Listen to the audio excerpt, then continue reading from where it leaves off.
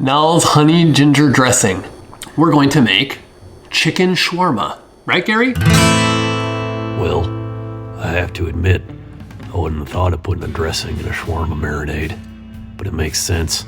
The honey and the ginger definitely go with the cardamom, cumin, and coriander going on in that there marinade.